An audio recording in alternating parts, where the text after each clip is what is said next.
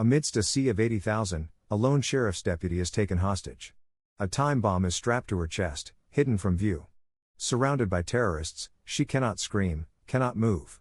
With only minutes before catastrophe, she gives a single, desperate, silent signal, praying someone in the vast crowd will understand.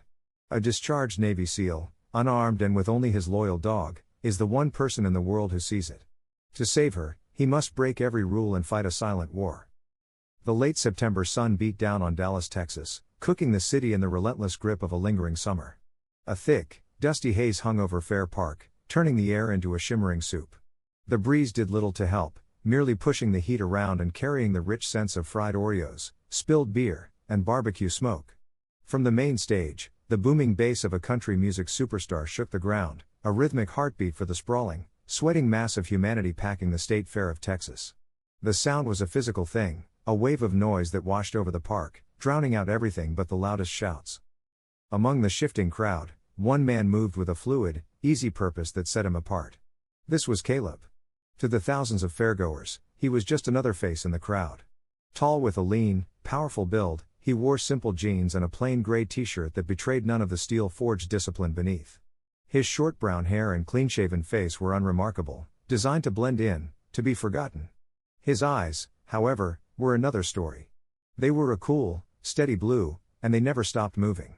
They swept, catalogued, and assessed, missing nothing. Heeled tightly to his left leg, moving in perfect sync with his stride, was Ruger. Ruger was a magnificent German shepherd, all black and tan muscle, but he carried his power with a quiet grace. He wore no service vest. At a glance, he was just an exceptionally well-behaved companion, navigating the crowd with ease. But just like his handler, Ruger was working. His ears swiveled independently, catching sounds Caleb missed. His nose constantly tested the air, deciphering the chemical cocktail of the crowd. His dark, intelligent eyes mirrored Caleb's, always watching. Caleb was on leave, 2 weeks of mandatory downtime after an operation that was now just a classified after-action report. But for men like Caleb, downtime was a relative concept. A Navy SEAL is never truly off duty. The switch that controlled his situational awareness, his tactical mindset, didn't have an off position. It only had high and low. Right now, it was on low, but it was still higher than most people's high. To him, this was a training exercise. A dense, urban environment packed with civilians was the new normal. Understanding the flow of a crowd, the pulse of a city, the baseline of human behavior was just as critical as knowing how to breach a door or fire a rifle. He sighed softly, letting the heavy air fill his lungs. He ran a hand over Ruger's head, a silent command that meant at ease, but stay sharp. Ruger responded with a low, almost inaudible huff and nudged his hand, a silent message back, "I'm with you." Caleb scanned the faces. Joy, excitement, youthful rebellion, boredom.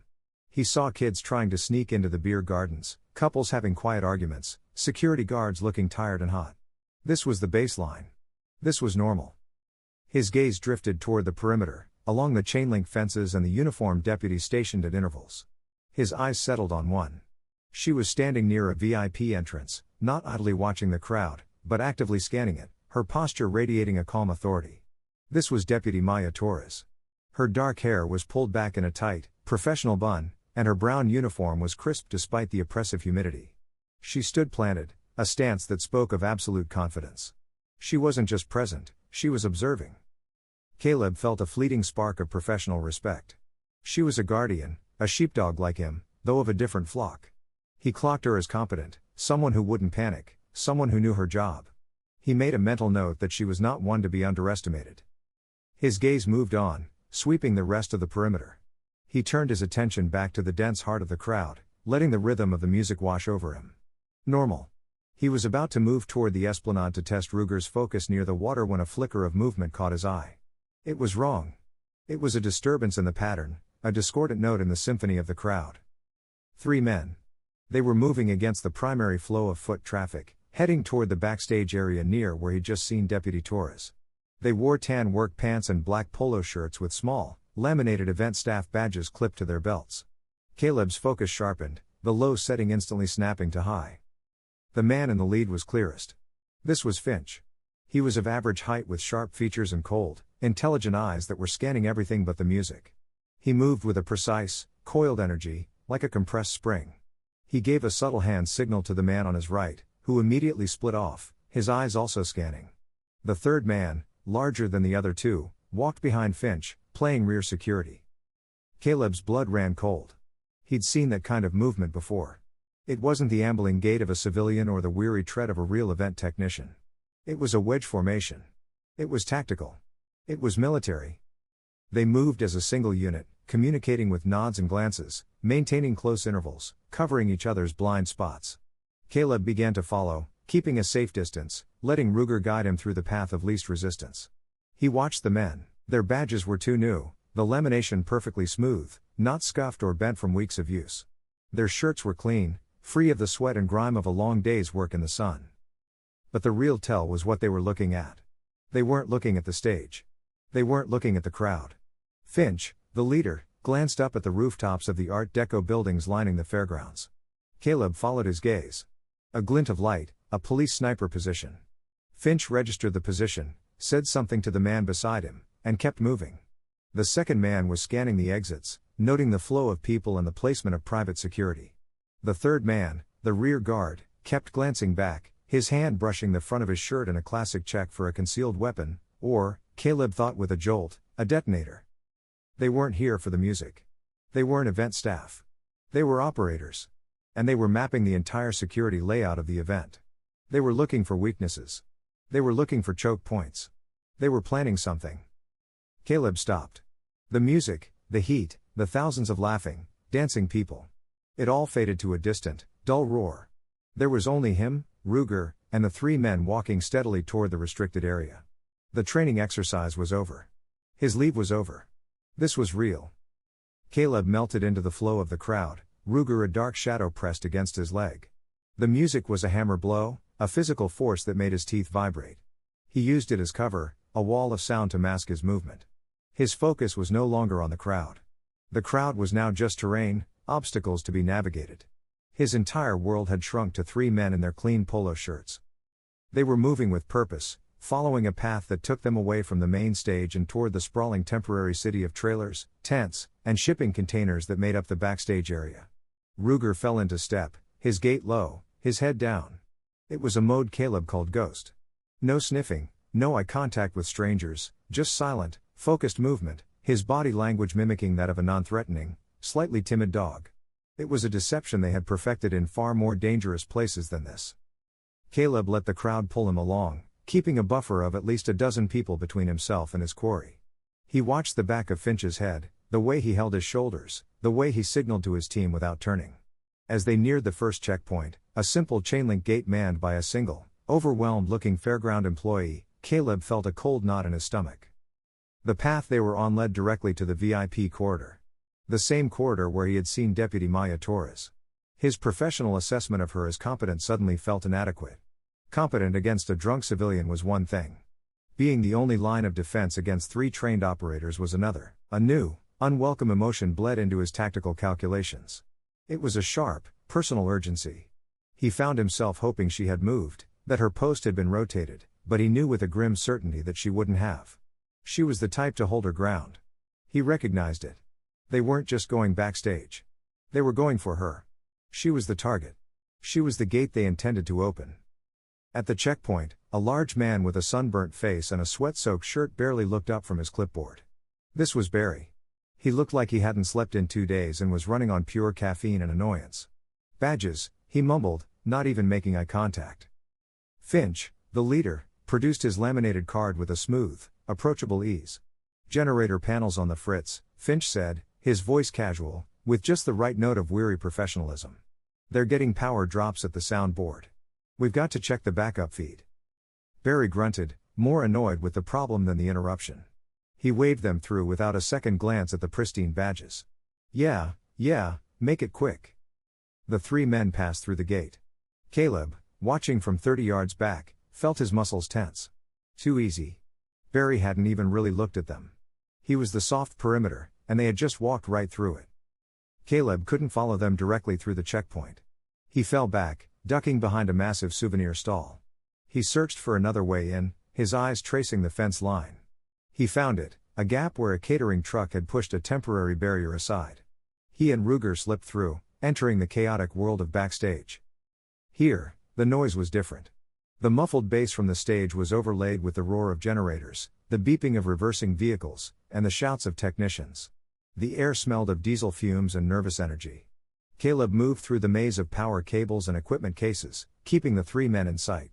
They were walking down a long corridor formed by temporary fencing, the only path to the stage left entrance. And at the end of that path, standing alone, was Maya Torres. She saw them coming. Caleb watched her body language shift, her spine straightening. Her hand, which had been resting loosely on her duty belt, moved closer to the grip of her service weapon. She was a picture of calm authority. But Caleb saw what Finch saw. She was isolated. "This area's restricted, gentlemen," Maya called out, her voice firm, cutting through the noise. "Credentials, please." Finch stopped a few feet from her, the other two fanning out slightly. A subtle flanking maneuver. Caleb's heart hammered in his chest. He was still 50 yards away, trapped behind a stack of speakers. Too far. He was too far. "Afternoon, Deputy," Finch said, his tone friendly. He held up his badge. "Barry at the main gate let us through. We've got a soundboard issue, need access to the junction box right behind you." Maya didn't relax. Her eyes flicked from Finch's face to his two companions and back again. "I don't care what Barry said," she stated, her tone dry. "This is the final access point. I need to see credentials from all three of you, and I need to call it in. Stay right where you are." It was the challenge. It was the moment the entire operation hung in the balance.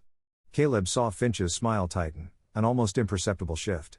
He saw the rear guard's hand dip inside his polo shirt. Go, Caleb thought, a silent plea to Ruger, but he couldn't give the order. Any sudden move, any shout, and she'd be the first to die. The moment stretched, thin and fragile. Then Finch broke it. "Of course, Deputy," he said, and as he reached for his credentials, the man to his right lunged. Maya was fast. She'd anticipated an attack, but not the speed of it.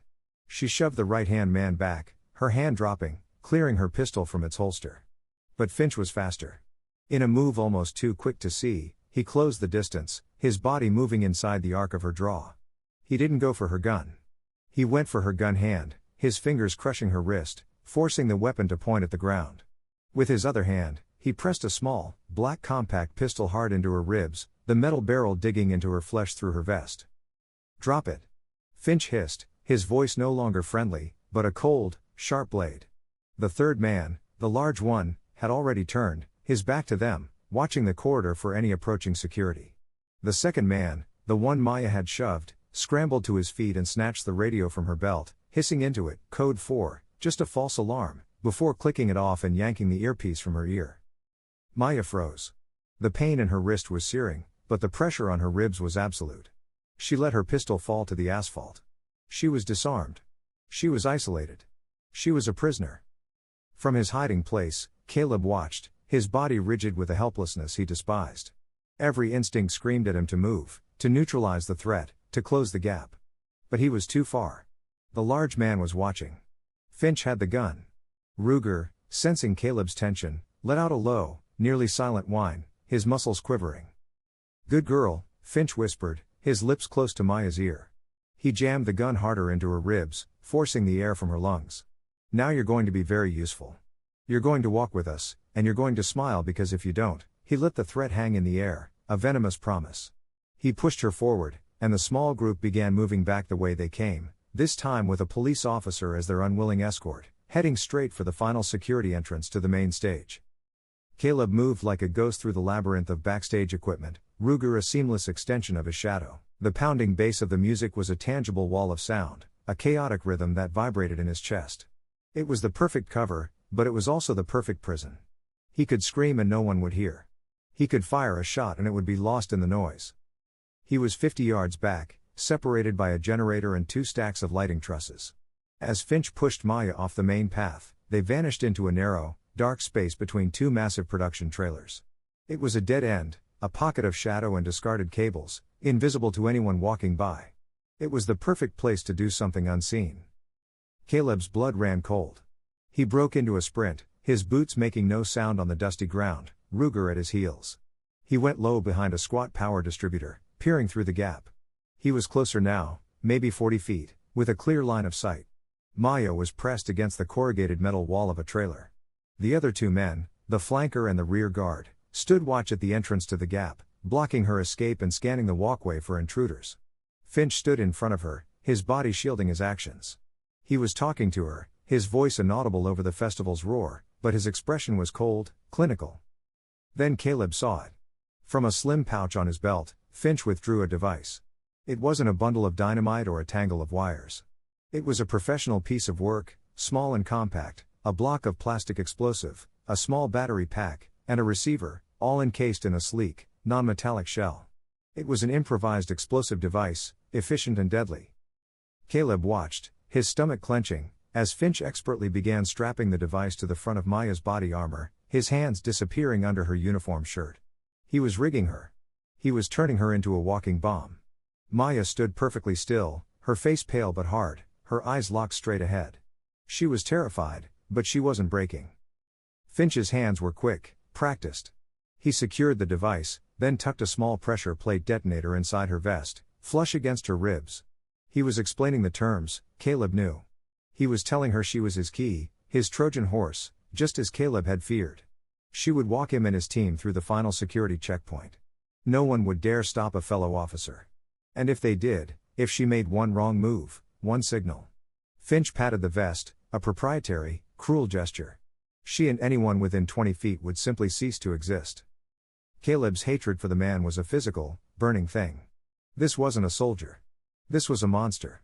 Finch finished his work and stepped back to admire it. Then he seemed to remember the radio. The second man, the flanker, was still holding Maya's radio. Finch took it from him and handed it to Maya. "They'll be checking on you," Caleb could almost read his lips. "That garbled code 4 won't hold them for long.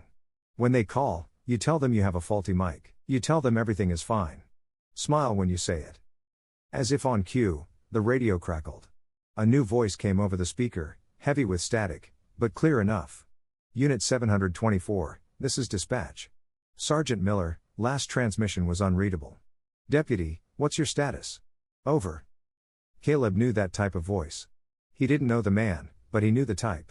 This was Sergeant Biggs Miller, a 20-year veteran whose voice was a fixture on the Dallas County Sheriff's airwaves. He was the kind of cop who knew every officer's call sign by heart. The unofficial father of the precinct. He wasn't just checking a box. He was checking on his deputy. Maya brought the radio to her mouth. Her hand was trembling, but only slightly. Caleb could see Finch's pistol pressed hard into her side, hidden from view. "Dispatch, this is 724, Maya said. Her voice was strained, but she was controlling it. "Apologies, Sergeant. Having trouble with the mic battery. Everything is clear in the backstage corridor. It's loud back here. Over." There was a pause. Caleb held his breath. Did Biggs catch the tremor? The slight hesitation? "Roger that, 724, Miller's voice came back, sounding relieved. "Stay safe out there. Over." Finch nodded, satisfied. He lowered his gun slightly, his attention shifting to the entrance of the alley, checking on his men. He started to reach out to take the radio back from her. In that tiny moment of distraction, Maya acted. Her hand, still holding the radio near her shoulder, moved. It wasn't a gesture. It was a flicker, a series of muscle twitches so fast they were almost subconscious. But Caleb, trained to read the silent language of combat, saw it all. Her fingertips, the ones not gripping the radio, tapped her own chin. "Hostage. I am a hostage." Her free hand, hanging at her side, flickered 3 fingers against her vest, a movement masked by her own body from the men at the entrance. 3 hostiles. 3. Then, her thumb and forefinger, still holding the radio, formed a small C shape and tapped her chest directly over where Finch had hidden the device. "Bomb. Out on me." Caleb's breath hitched. She'd done it. In less than a second, she had given him the entire tactical picture. Hostage. 3 hostiles. Bomb on person. He didn't know if she'd seen him, if she was signaling into the void on a 1 in a million chance, or if she had somehow pinpointed his position behind the power distributor. It didn't matter. The signal was sent, and it was received. The entire situation had just reset. This was no longer a simple assault. This was a hostage rescue. And the hostage was the bomb.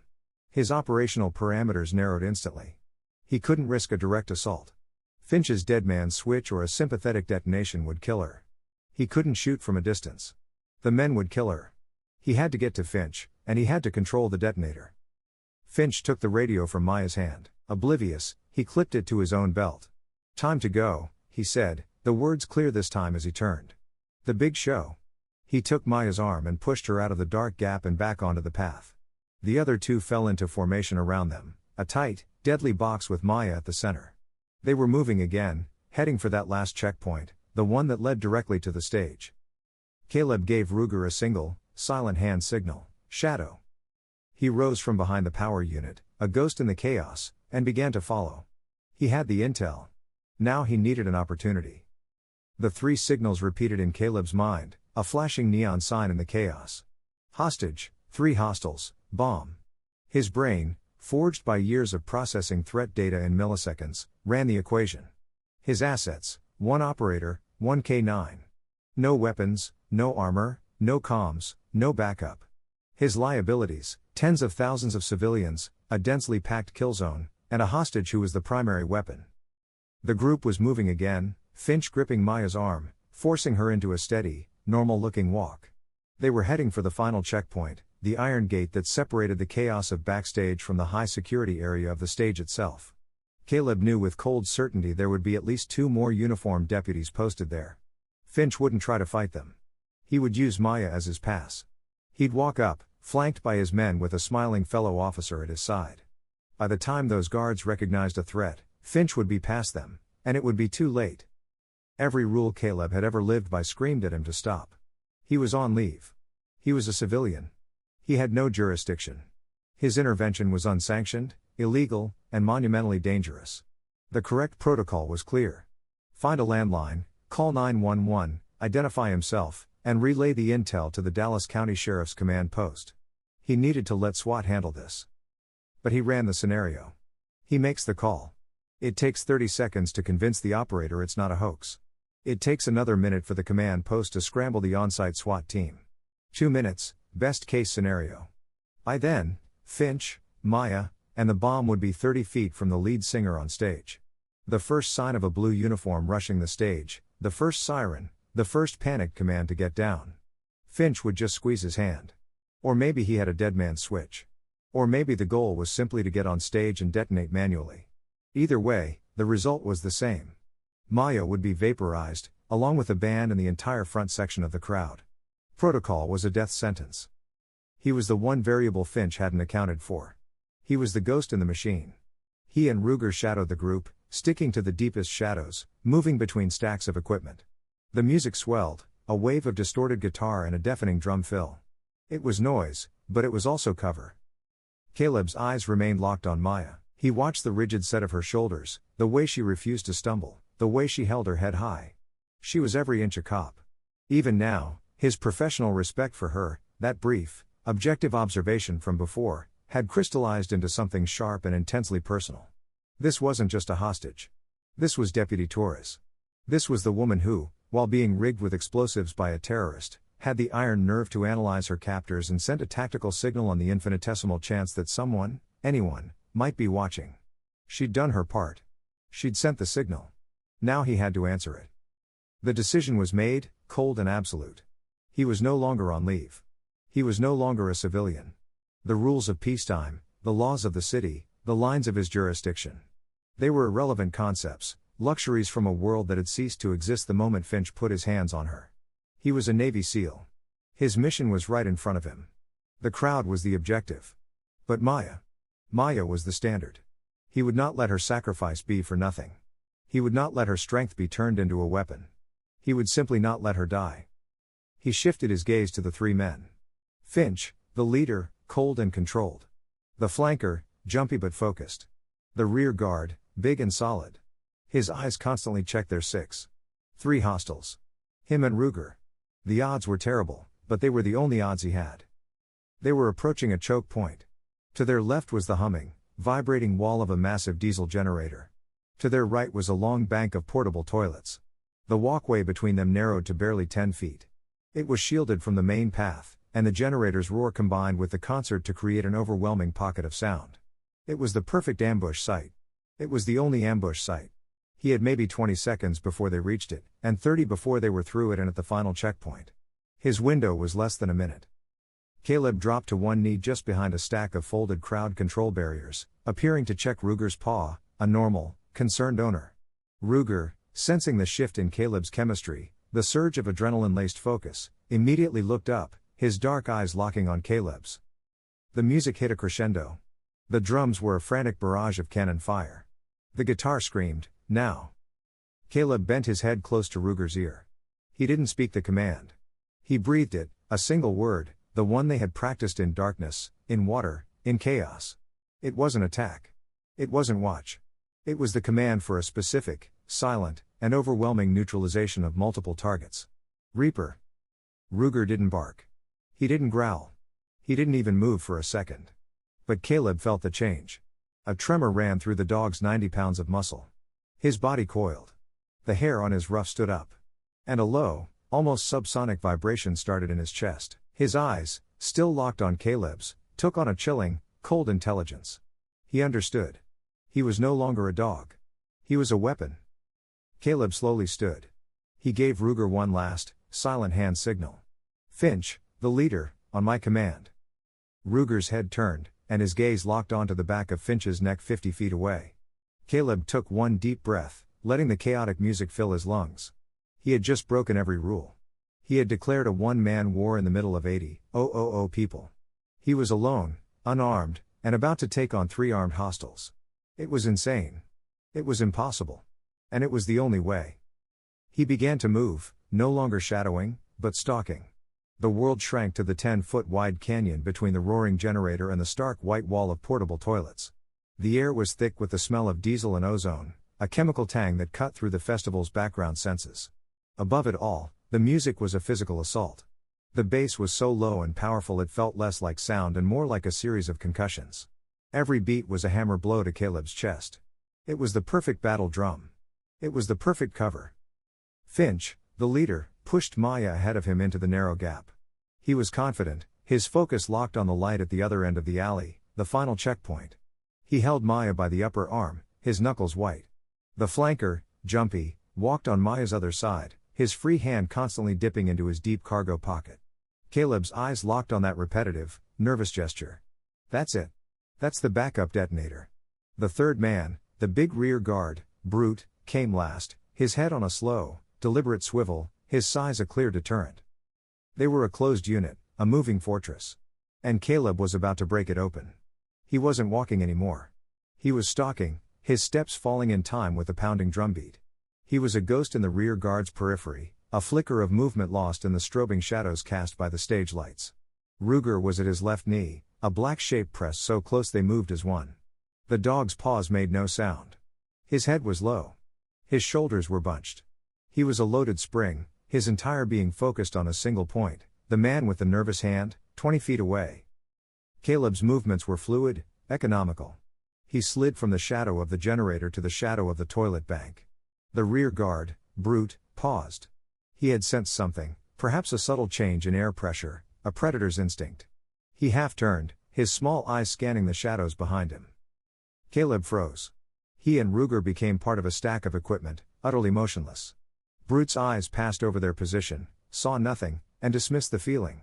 He turned his head forward, satisfied. It was the last mistake he would ever make. 10 feet. Caleb was in the red zone now, the inescapable kill box. He was so close he could smell the rear guard's cheap cologne. He could see the tension in Maya's shoulders. He could see Finch whisper something in her ear and her small, defiant shake of the head. The music hit its apex. The guitarist was in a frenzied solo, a screaming cascade of notes that drowned out all other thought. That was the signal. Now. Caleb didn't touch Ruger. He made no sound. He simply uncurled his fingers. A silent, telepathic release. Send him. Ruger launched from his side. He wasn't a dog. He was a projectile, a 90-pound missile of black fur and silent fury. He didn't bark. He didn't growl. The only sound he made was the hiss of air as he propelled himself forward. He completely ignored the rear guard. His target was the flanker, the man with the detonator. The man, Jumpy, heard the rush of air, the sound of his own death arriving. He turned, eyes wide, his hand diving into his pocket. He was too late. Ruger hit him in the chest, the impact sounding like a bag of cement dropped on concrete. The man's head slammed against the generator wall. Ruger's jaws, powerful and precise, clamped down on the man's forearm, the arm connected to the detonator. There was a wet snap of bone and a scream of agony that was instantly swallowed by the music. The man went down, the detonator forgotten, his entire world reduced to the animal tearing his arm apart. It all happened in 1-2 seconds. But for Caleb, those 1-2 seconds were an eternity. The instant Ruger launched, Caleb moved. The rear guard, Brute, had started to turn, his brain just beginning to register the blur of motion that was Ruger. He was reacting to the first threat, oblivious to the second. Caleb was already inside his guard, a shadow slipping past his shoulder. Brute's hand went for a weapon in his waistband, but he grabbed only air. Caleb's target was Finch. Finch had heard the sound from his flanker, the sickening thud. He was turning, his hand tightening on Maya's arm, his other hand bringing his pistol up. He was fast. Caleb was faster. His left hand shot forward, not for the gun, but for the wrist that held it. He clamped down with terrific force, his fingers digging into the radial nerve, forcing the pistol's barrel skyward, away from Maya. At the same time, his right hand, formed into a rigid knife edge, chopped into the side of Finch's neck, a devastating CQC strike to the brachial plexus.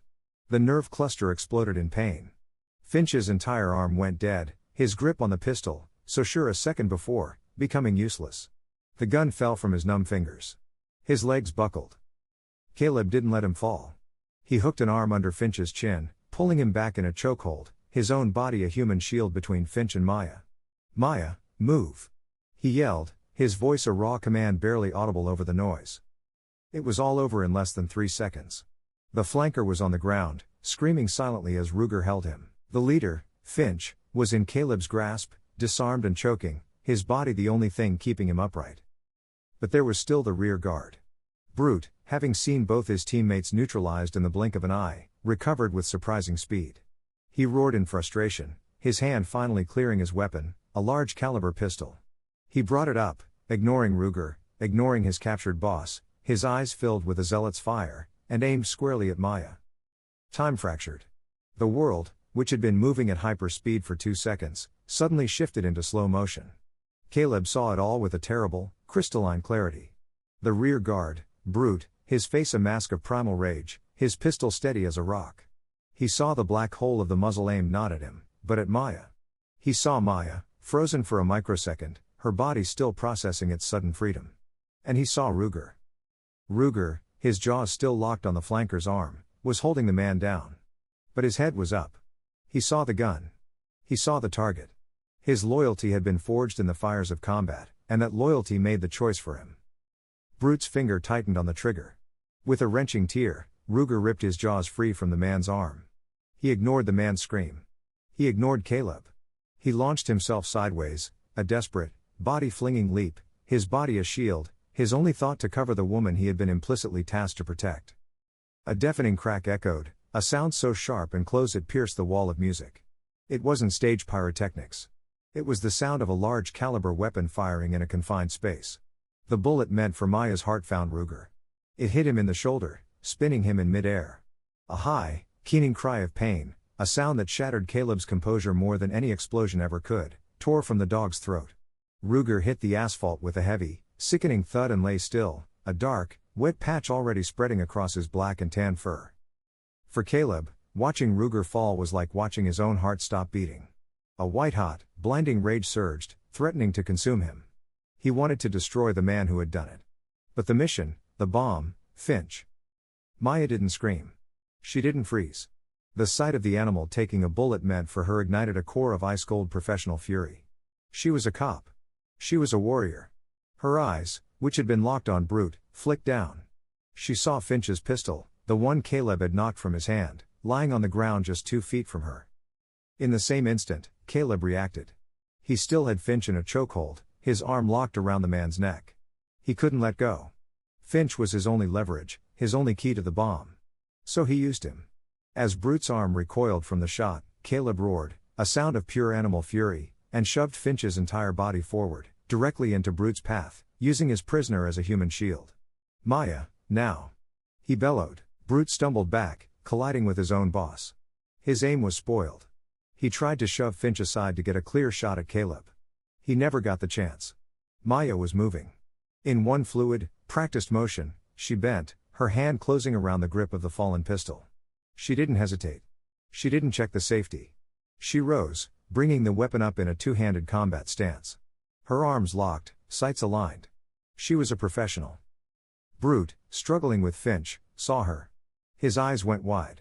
He tried to swing his pistol toward her. Thump, thump. Maya's shots weren't panicked. They were controlled. 2 rounds to the center of mass. The sound was muffled, almost lost in the music. Brute looked down at his chest, a strange, confused expression on his face. The pistol slipped from his fingers. He collapsed to the ground, his rage extinguished. The entire sequence, from Ruger's launch to Brute's fall, had taken less than 5 seconds. The alley fell silent, except for the screaming music, the whimpers of the man whose arm Ruger had broken, and the harsh, ragged breathing of the 4 who remained.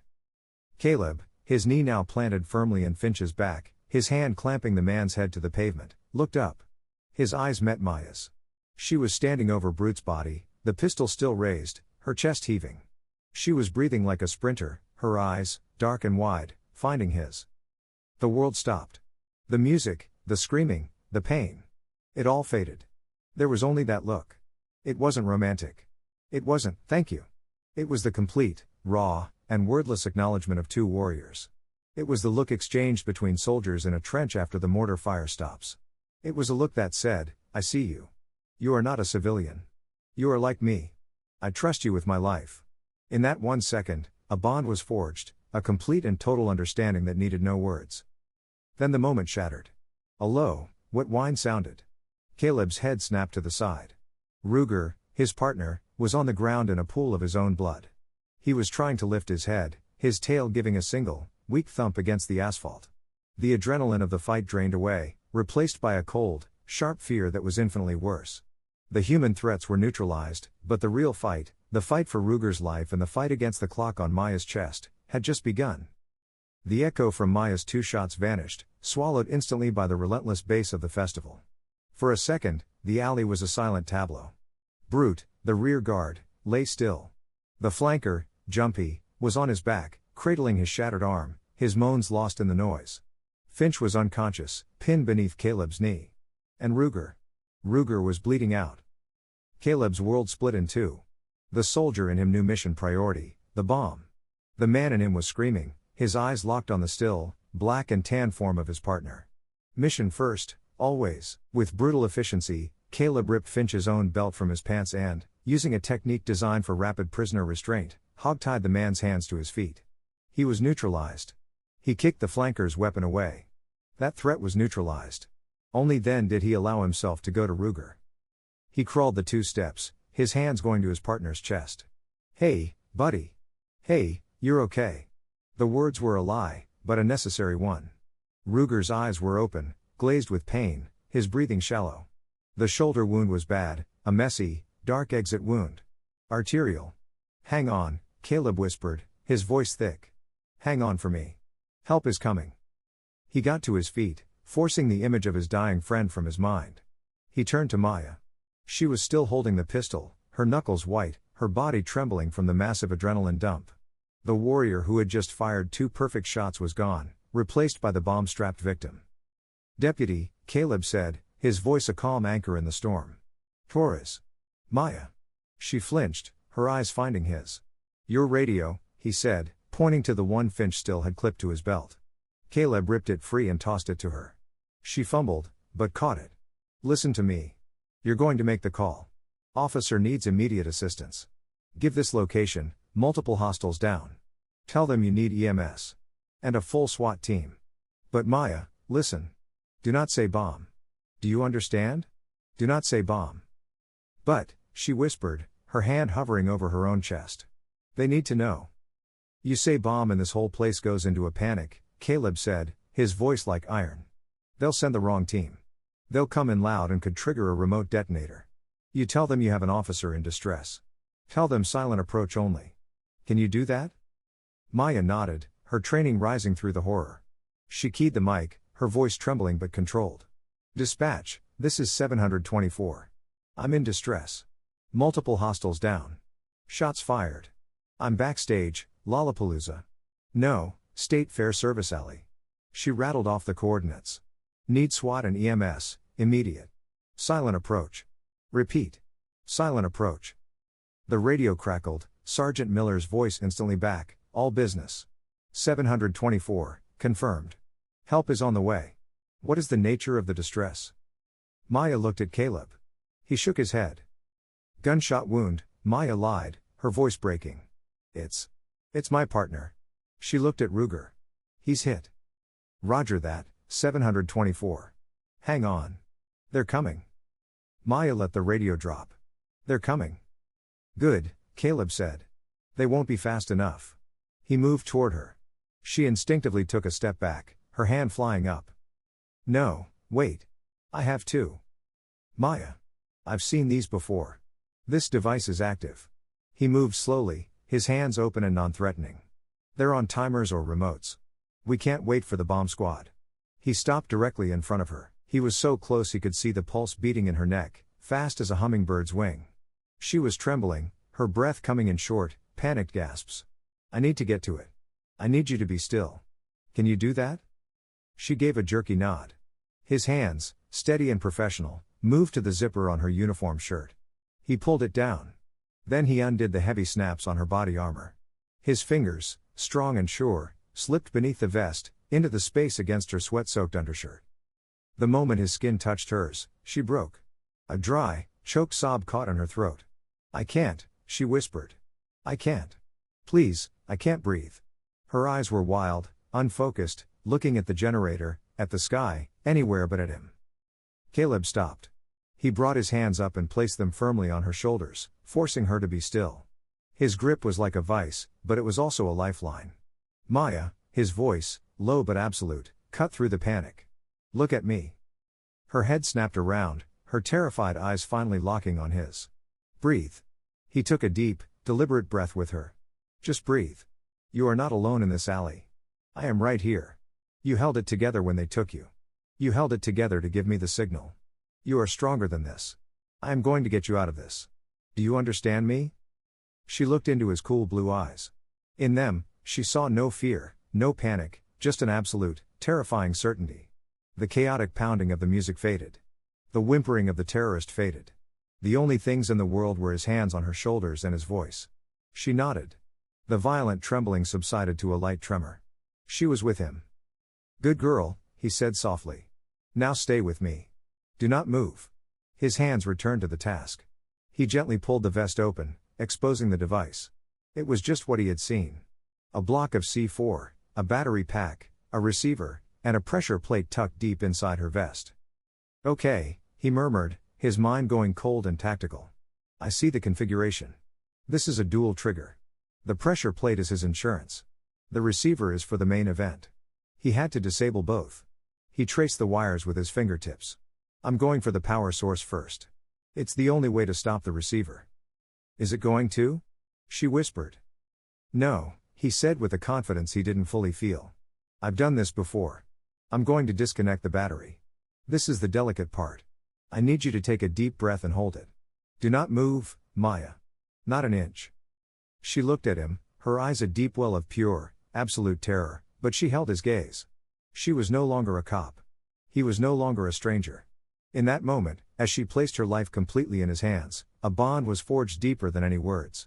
She took a ragged, shuddering breath and held it. Caleb's fingers closed on the thin red wire leading from the battery. He braced himself. This was it. Maya's world had shrunk to the space behind her eyes. She held her breath, a statue of terror, feeling the ghost of Caleb's hands on her chest. The music was a tidal wave, a chaotic rush of noise that shook the ground. Caleb's fingers were steady, surgical, his touch a contradiction to the violence of the world around them. He didn't cut. He didn't pull. He lifted. It was a movement of millimeters. He gently raised the thin metal contact off the battery terminal, his other hand bracing the device so the shift didn't trigger the pressure plate. There was a faint metallic click. A tiny green LED on the receiver board, one Maya hadn't even seen, flickered and died. The remote trigger was dead. Maya let out her breath in a desperate, ragged sob. Her legs, which had been locked rigid, turned to jelly. She started to fall. Caleb's left hand shot out, catching her, holding her upright. Stay with me, he commanded, his voice low. We're not done. The pressure plate is still live. Don't move. She clung to him, her knuckles white, her breath coming in ragged gasps. Caleb ignored her, his focus total. His hand went back into the vest, his fingers sliding with infinite delicacy beneath the block of C4, feeling for the wafer-thin switch. He found the wire. He didn't bother cutting it. He simply gripped the entire mechanism, tilted it, and ripped the pressure plate free of the explosive block, breaking its connection. He held the two pieces in his hands, the bomb and its trigger. For a second, he just looked at them. Then, he tossed them a safe distance away on the asphalt. It's done, he said, his voice flat. You're safe. He released his arm. This time, when her legs gave out, he caught her fully, his arm circling her waist, gently lowering her until she was sitting on the ground, her back against the trailer wall. And in that same, perfect instant, the song that had been shaking the sky for 10 minutes hit its climax. The final chord hung in the air and then dissolved into a shocking, absolute silence. The sudden quiet was deafening. It was heavier, more frightening than the noise. And into that silence, a new sound ripped through the alley. Dallas SWAT. Hands where I can see them. On your knees now. The alley was flooded with blinding white light. Caleb squinted, his arms still protectively in front of Maya. At the head of the alley stood a phalanx of black-clad figures, a wall of body armor and rifles. Dozens of red laser dots converged on Caleb's chest. The man in front, helmeted and anonymous, was clearly the leader. This was Lieutenant Kincaid. He had 20 years on the job, and his eyes saw only one thing: 2 civilian men down, 1 uniformed man down, and an unknown man in a t-shirt with his hands on a seated, terrified female deputy. Get away from her! Kincaid roared, his rifle leveled at Caleb's face. Hands! Let me see them! On your knees! Caleb, his hands now smeared with Finch's blood, slowly raised them to shoulder height. He knew the protocol. He was the unknown, the threat. But Maya, seeing the red dots on his chest, felt a surge of adrenaline stronger than her fear. He had shielded her. He had saved her. She would not let them kill him. She scrambled to her feet, her legs shaking, and did the only thing she could think of. She threw herself in front of Caleb, her arms spread wide, her body a shield. No. No. Friendly. Drop your weapons. She screamed, her voice raw and broken. Stand down, Kincaid. Kincaid froze, his finger on the trigger. Torres, what the hell? Get out of the way. He's a friendly. He's a friendly.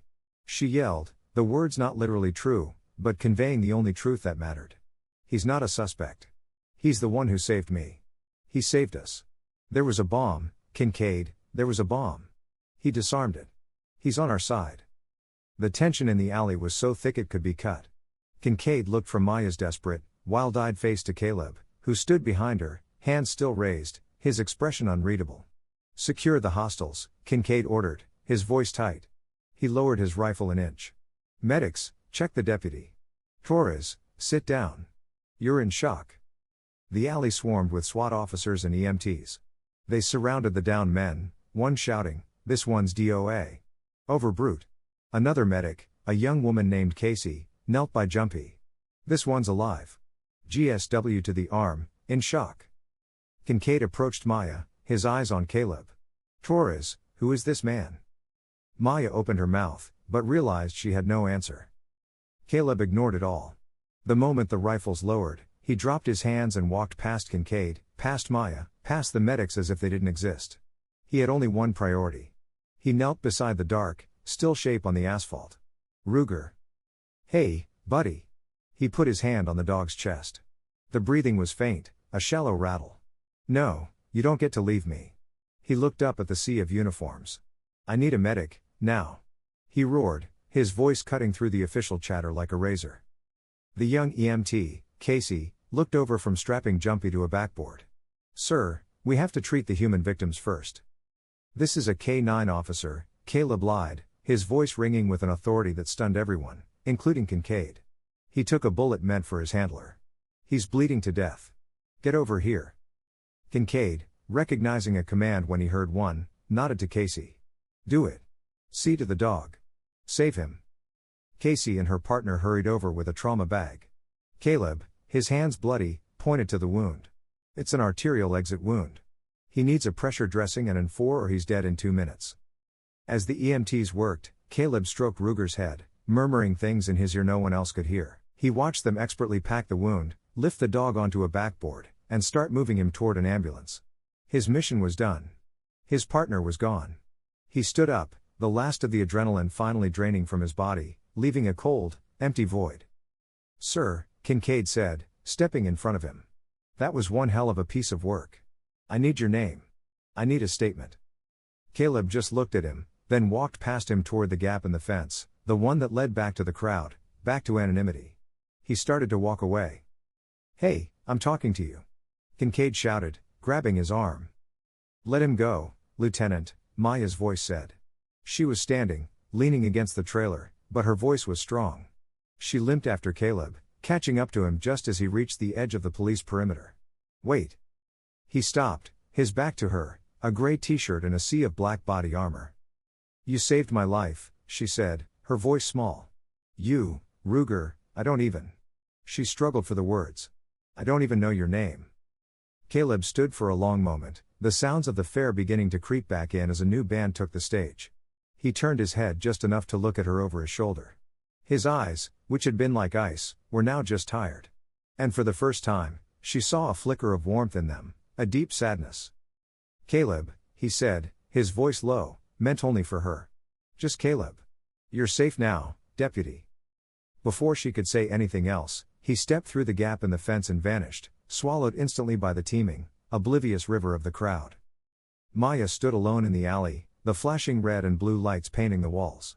She was clutching the spot on her vest where the bomb had been, her hands still feeling his phantom warmth, her mind repeating his name. "Caleb."